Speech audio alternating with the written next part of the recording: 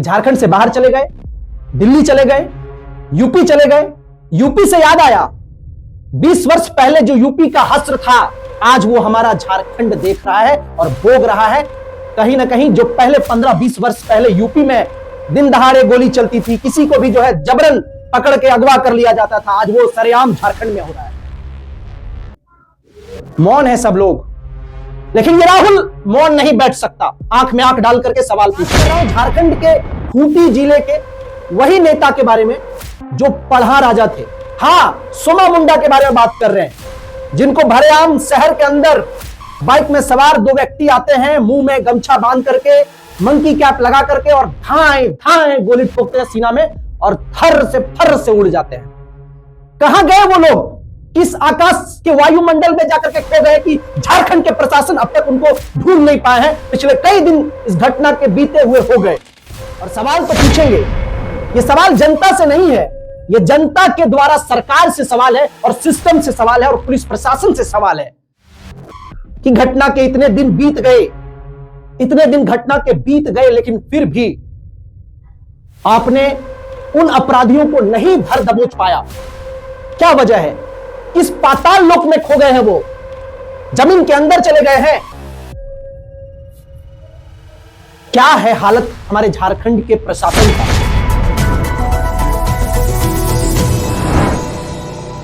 नमस्कार और जोहार, क्या बोले। झारखंड के 3.5 करोड़ लोगों के खून इस वक्त ऐसे खोल रहे हैं जैसे मानो कि मेरा परिवार में किसी का कुछ हो गया। और जाहिर सी बात है, झारखंड हमारा पूरा परिवार है और इस पूरे परिवार में अगर कोई कुछ होता है किसी का, तो सफर सच उसका हमेशा से आवाज उठाया है।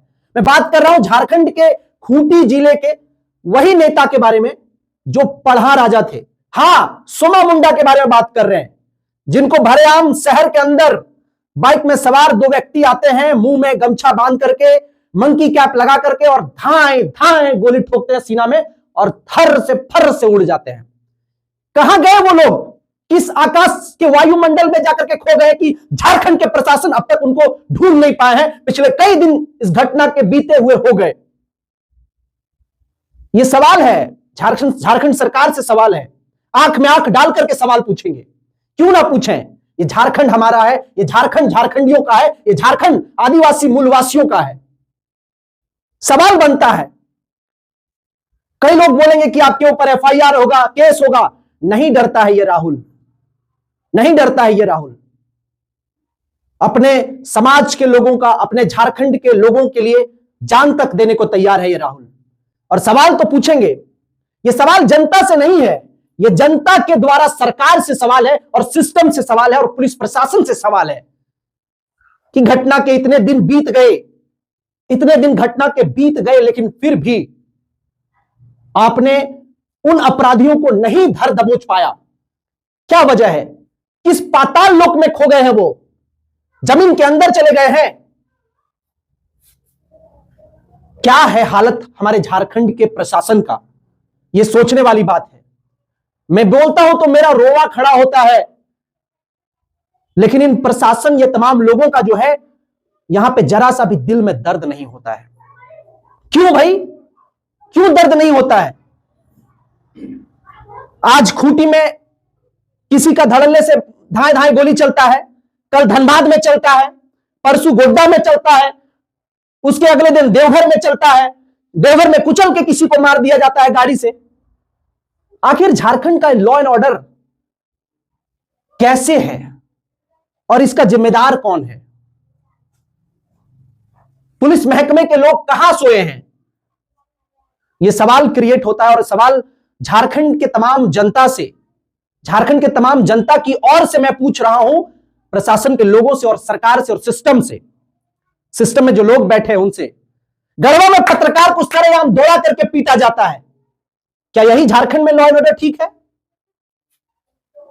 ऐसे कई घटना आपको अब इन आंखों ने देखा है और आपको बता सकता हूं, लेकिन फिलहाल मुद्दा यह है कि खूंटी में एक आम आदमी, नॉर्मल नेता, उनको राजनेता के तौर पे भी नहीं देखा जा सकता है, आम पब्लिक का जो है सरेआम बीच चौराहे पर गोली मार करके उनका हत्या कर दिया जाता है, उनको बीच चौराहे पे मार दिया जाता है और प्रशासन उन लोगों के एक भी टीम के मेंबर का पता नहीं लगा पाए।